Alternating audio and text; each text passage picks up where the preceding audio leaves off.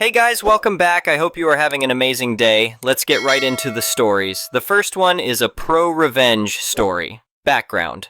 My mom has been best friends with Sarah, not her real name, since they were both kids, and Sarah has kind of been like an aunt to me. About 3 years ago, Sarah's husband of more than 20 years surprised her by asking for a divorce. Sarah lived about 4 hours away from my mom at the time, and I lived out of state, so I didn't find out how everything went down until a few months after their divorce was finalized.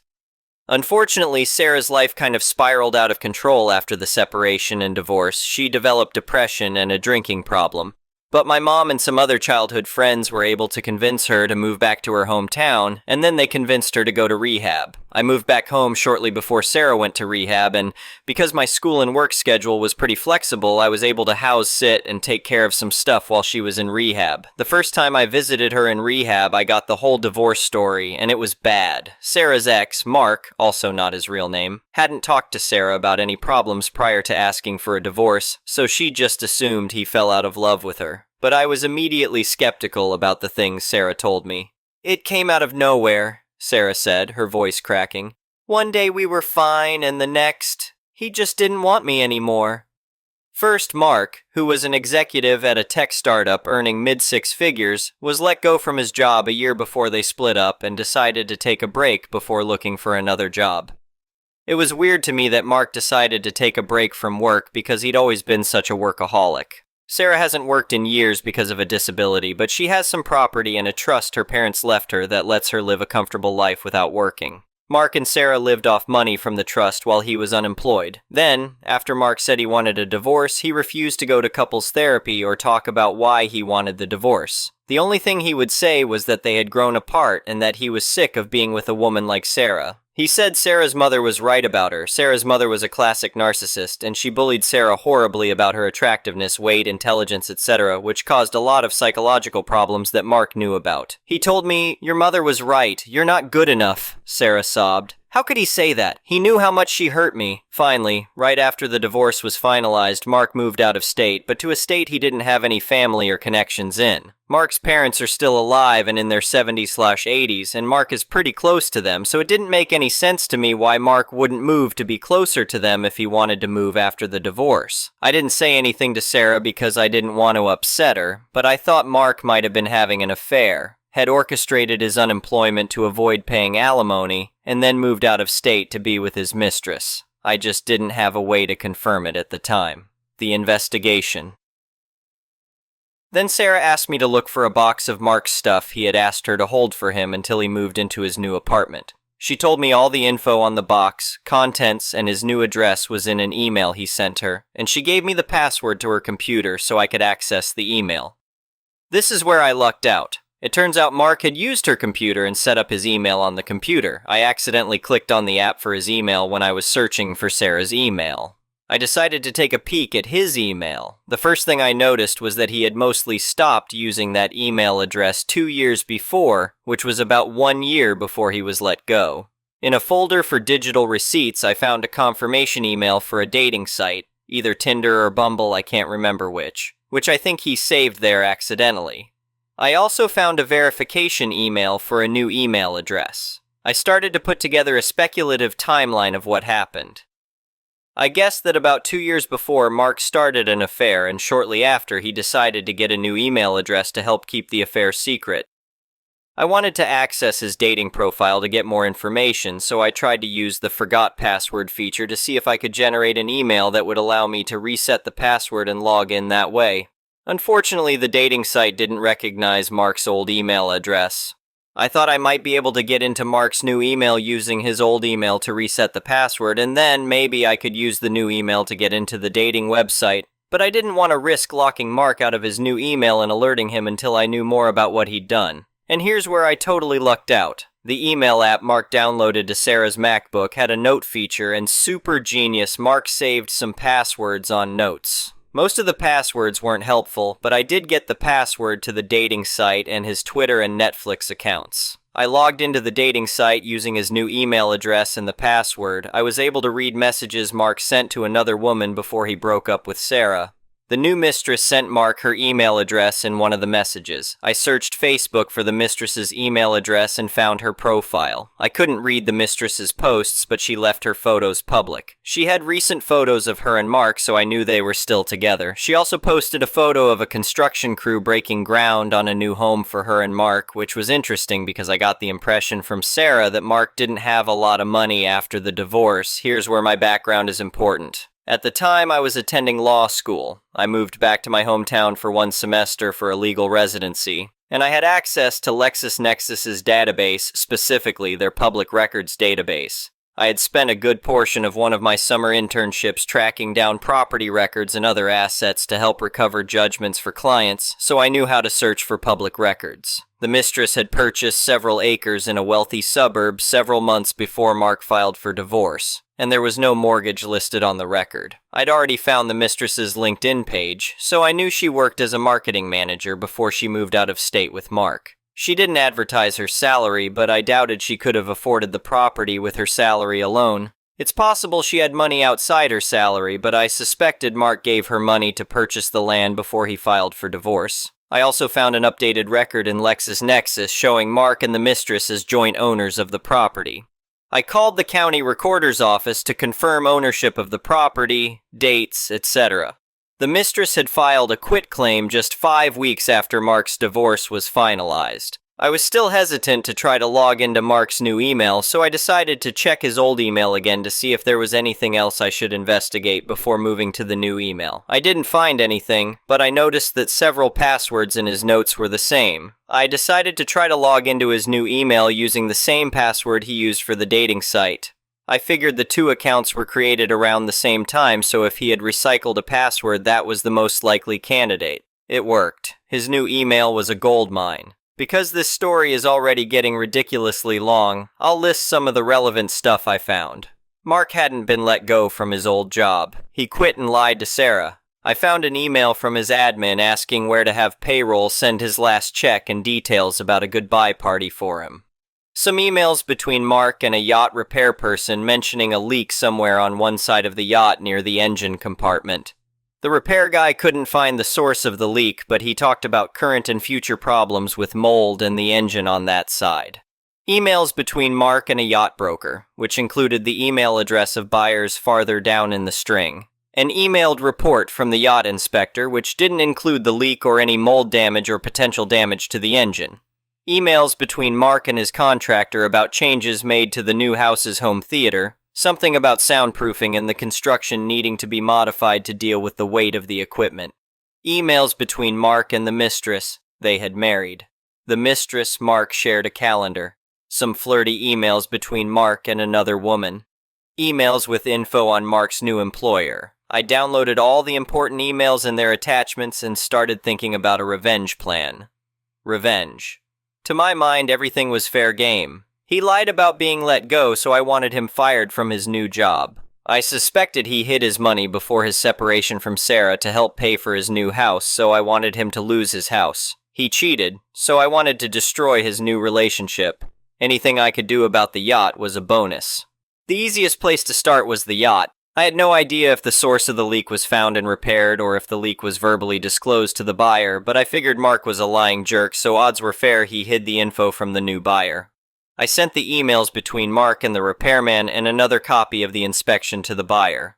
I searched Mark's county court website 5-6 months later and found out the buyers filed a suit against Mark and the broker and inspector. I couldn't figure out how to take or destroy Mark's house, so I settled for contacting the county inspector's office to complain about the home theater not being up to code. This is actually what prompted me to write this post because I just found out some details about what happened with the county inspectors.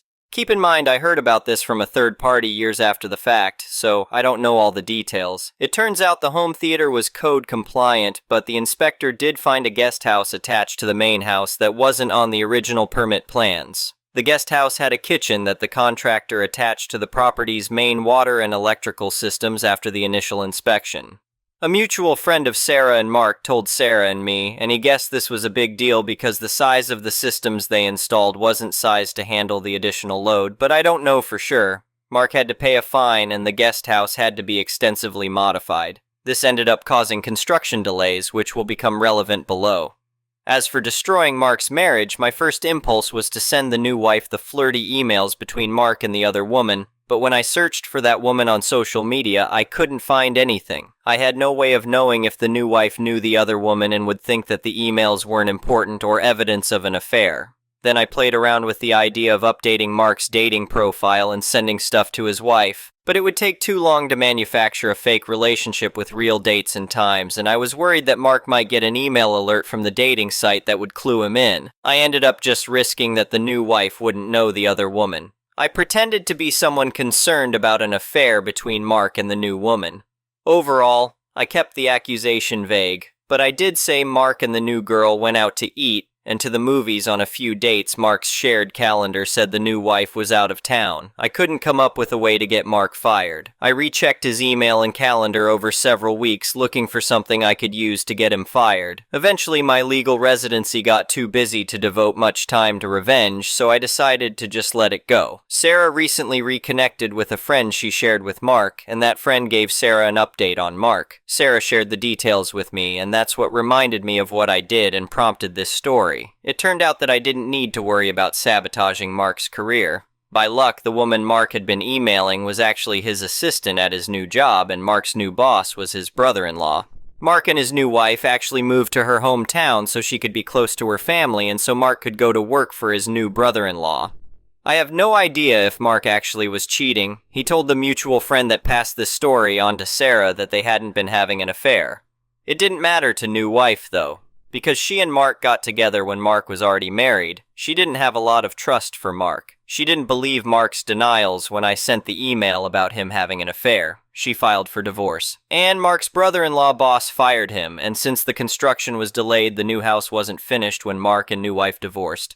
They had to sell an unfinished home, and Mark took a big financial hit. Finally, these weren't part of my larger revenge plan, but I am pretty petty, so I took the box of Mark's stuff, mostly photographs, and threw them away. I told Sarah they must have been lost in the move. Signed both of Mark's email addresses for a bunch of spam, newsletters, mailing lists, etc. Deleted his Netflix watch list, posted, retweeted, and liked a bunch of porn on his Twitter account, and deleted all the accounts he was following. The ending. I never told Sarah what I did because I wanted her to have plausible deniability, and I didn't want to interfere with her recovery. She doesn't know about the yacht lawsuit or the Netflix Twitter stuff, but she did take satisfaction from his divorce and job loss. "I can't believe it," Sarah said when she heard the news. "It's like karma finally caught up with him." I probably would have let it all go if Mark had just cheated because I had always really liked Mark. I always thought he was nice, but I was obviously wrong about him. Nice people don't weaponize childhood abuse to mentally torture their wives. As far as I'm concerned, Mark deserved everything I did to him. "Do you think I'm a bad person for feeling happy about this?" Sarah asked me one day. I shook my head. "No, Sarah, you're not a bad person, you're just human." The next one is an entitled people's story. I never thought I'd end up in court over my grandfather's old car, but here I was, facing off against my neighbor Karen in small claims court. It all started about 6 months ago when I inherited my late grandfather's 1967 Chevrolet Impala. Gramps and I were close. He taught me how to drive in that car, and we spent countless weekends tinkering under the hood together. When he passed away, I was heartbroken. The Impala was the one thing I wanted to remember him by, and my family agreed I should have it. The car needed some work, so I started restoring it in my driveway. That's when the trouble with Karen began. She lived across the street and was known for sticking her nose where it didn't belong. One Saturday morning, as I was changing the oil, Karen marched over with that look on her face. You know the one. Lips pursed, eyebrows furrowed, ready for a fight. "Excuse me," she said, her voice dripping with fake politeness. "But that car is an eyesore. You need to move it immediately." I wiped my hands on a rag and stood up. "Sorry, Karen, but this is my property. The car's not going anywhere." Her face turned red. "That car's been sitting in your driveway for weeks. It's bringing down property values." I tried to stay calm. "I'm restoring it. It'll look great when it's done." "I don't care. Get rid of it or I'll call the homeowner association." I sighed. We didn't even have an homeowner association. "Karen, there's no homeowner association here. The car stays." She stormed off, but I knew this wasn't over. For the next few weeks, Karen made it her mission to make my life hell. She called the city multiple times claiming the car was abandoned. Each time an inspector came out and each time I showed them the work I was doing. Then things got weird. Karen started claiming the car was hers. She'd yell across the street that I'd stolen it from her, that her late husband had owned it. I knew that was bull. Gramps had owned this car since before I was born. One day, I came home from work to find Karen circling the Impala taking pictures. When she saw me, she grinned like the cat that ate the canary. "I've got proof now," she said. "I'm taking you to court." I laughed it off, but a week later, I got served with papers. Karen was actually suing me in small claims court, claiming the Impala belonged to her.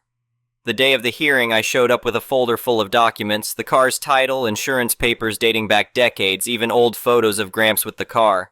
Karen swanned in like she owned the place, a smug smile on her face. The judge called us up and Karen launched into her story. According to her, the car had belonged to her late husband who'd died 20 years ago. She claimed I'd somehow stolen it and was now trying to pass it off as my inheritance. When it was my turn, I calmly presented my evidence. The title was in Gramps' name, transferred to me after his death. I had insurance documents showing he'd owned the car for over 50 years, and then I pulled out my secret weapon, a photo album. "Your Honor," I said, "these are photos of my grandfather with this car, dating back to 1967 when he bought it new." I handed the album to the judge, who flipped through it. There was Gramps, young and proud next to his new Impala. Photos of family trips, picnics, and even my parents' wedding with the Impala in the background. The judge looked at Karen. "Ma'am, do you have any evidence to support your claim?"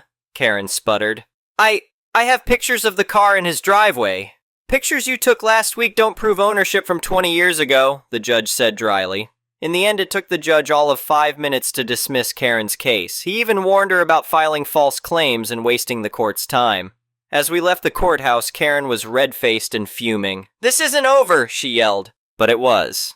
The next day, I got a call from the police.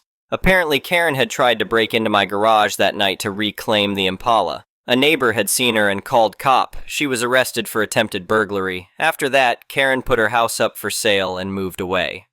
I finished restoring the Impala a few months later. Every time I take it for a drive, I think of Gramps and smile. And sometimes I think of Karen too, and how her entitlement backfired spectacularly. The whole ordeal taught me a valuable lesson. Document everything and stand your ground against bullies. Gramps would have been proud of how I handled it. And you know what? I think he would have gotten a good laugh out of it too. The next one is a petty revenge story. I, 30 SM, live in a shared house with 3 rooms, and out of every one, I am the one living there longer. One of my flatmates, 32F, spends 24/7 at her boyfriend's and only comes to the house once in a while to get clothes and do laundry. The other one, 50 IM, is the new guy at the house, and he's been bothering me by breaking a few house rules. Out of respect for everyone, there is some rules like always clean up after yourself, don't leave personal stuff around the house in the common areas, don't make noise after 10 p.m., pretty standard stuff. The new guy decided he's special and use up all the kitchen counter space by leaving his groceries out, or by leaving cooked food in plates and containers without lids on the counter, or leaving pots full of food on the stove. And when someone else wants to cook or use the space, you need to move his stuff or ask him to do it, which he does with a sour face. One day at work, one of my coworkers was disgusted by what she thought it was mice droppings, but in reality was black rice that someone spilled after eating poke. In that moment, a light bulb appeared over my head, and first thing I did was to go to the grocery store and buy a pack of black rice. I went home, spread a few near his groceries and pots without lids, and left his mind do the rest. He's now telling everyone there's a mice infestation at the house and never left food on the counter again. He also set a few mouse traps in his part of the cupboard. Me and the other roommate are very pleased with the outcome, and it's very funny to see him look at the empty traps every day.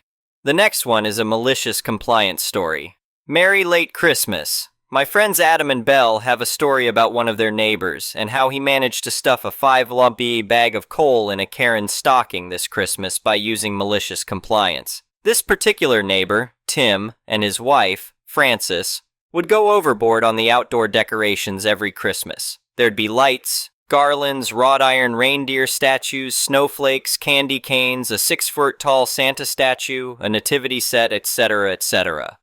It was its own brand of charm, according to the neighbors. Unfortunately, earlier this year, Frances suffered a massive stroke and passed away. Tim was devastated, especially as Christmas came closer and closer. Frances's favorite holiday was Christmas. Tim told the neighbors around Thanksgiving that he wasn't going to decorate the house that year. It was just too painful without Frances there. Everyone was sad, but they understood. Unfortunately, Karen didn't get this memo. It's the week or so after Thanksgiving, and people who haven't put up Christmas decorations are busy doing so. Adam and Belle were walking their dog, Domingo. Tim is out front of his house getting the mail. Adam and Belle go up with Domingo to see Tim and say hello. While they're talking, a red minivan pulls into Tim's driveway. Karen steps out. Belle and Adam have never seen her before, but Tim recognizes her. "Good morning, Karen." "Yeah, hi. I was wondering if you were going to put up your Christmas decorations this year." Adam, Belle, and Tim look at each other, uncomfortable. "I'm not going to put up any decorations this year," Tim said. "And why not?" Karen asked. "Christmas reminds me of Frances." "Well, what about my kids? They've been looking forward to seeing the house decorated. And the fact that you're pretty much the only house that isn't decorated makes them really sad. What would Frances want?" Belle, Adam, and Tim just stared in astonishment. "We've had a pandemic and we need the cheering. They've been looking forward to this every year." Tim is looking both angry and broken-hearted. Adam and Belle are ready to tell Karen to go stuff it, but Karen sets the trap for Tim's malicious compliance. "We're going to be here after church on Christmas Eve, and this house better be decorated." And with that, Karen gets back into her minivan and drives off. Belle looks at Tim, and he's got a malicious smile on his face. She wants a decorated house? She's going to get a decorated house. The weeks pass, and Tim starts getting several packages delivered. He also starts putting things up in the yard, but they're covered with bed sheets so they look like those Halloween ghosts. He also starts putting lights on the house. There's more lights than usual, but he doesn't turn them on at night. Karen and her minivan don't show up, even though Adam and Belle had alerted everyone in the neighborhood about her. Christmas Eve rolls around. Adam and Belle are invited to Tim's house for dinner and to watch the movie Scrooged. They are also asked to BYOB. When they arrive, the curtains are drawn. Tim greets them with a big smile. They settle down and he details his plan, asking for their help. They're laughing at the end of it and eagerly agree. As they work, Belle notes that he's happier than they've seen him in a while. Tim says, "It's hopefully gonna get even better." By this point, it's still just light enough that they can see what they're doing, but just dark enough that you can't see what's in the yard. They remove the bed sheets and laugh at all the decorations that have been set up. There's a nice dinner and watch the movie. Midway through the movie, Tim's alarm goes off on his cell phone. He pauses the movie, looks at Adam and Belle, and says, "It's showtime." Everyone bundles up and they head to the sidewalk across the street. It's now pitch black and Tim's house still isn't lit up. There's the usual cars driving through the neighborhood, with Karen's red minivan being at the end of the line. "Right on time," Tim says, taking a remote out of his coat pocket. They wait until the red minivan reaches the front. Tim presses the button. According to Belle, it was like the scene from Christmas Vacation when the Griswold's house turns on. There's red, white, and blue lights galore. The yard has eagle statues, stars, flags, banners, statues of liberty, etc. In the windows are lights that look like exploding fireworks. Tim grins and presses another button. All of a sudden, Star-Spangled Banner begins to belt out through several speakers placed throughout the yard. As Adam, Belle, and Tim are laughing as the minivan stops and parks. Karen gets out of the driver's seat and storms over to them. "What is that?" she shrieks, pointing to the house and looking about ready to blow a gasket. "It's my salute to all nations, but mostly America," Tim said. "Don't you like it?" "It's Christmas!" Karen shouts. "I wanted you to decorate the house for Christmas!" "You wanted a decorated house, Karen. You didn't say what holiday." With that, Karen flipped them off, got back in the minivan, and drove off. Tim turned off the music and lights, and they head back to Tim's house to finish Scrooged. Tim told Adam and Belle as they were leaving for the night, "I think I'm going to decorate my house like this every Christmas. Frances would have gotten a kick out of it." Thank you for watching. I would really appreciate it if you could like the video and subscribe to our channel if you haven't already. We'll see you again tomorrow.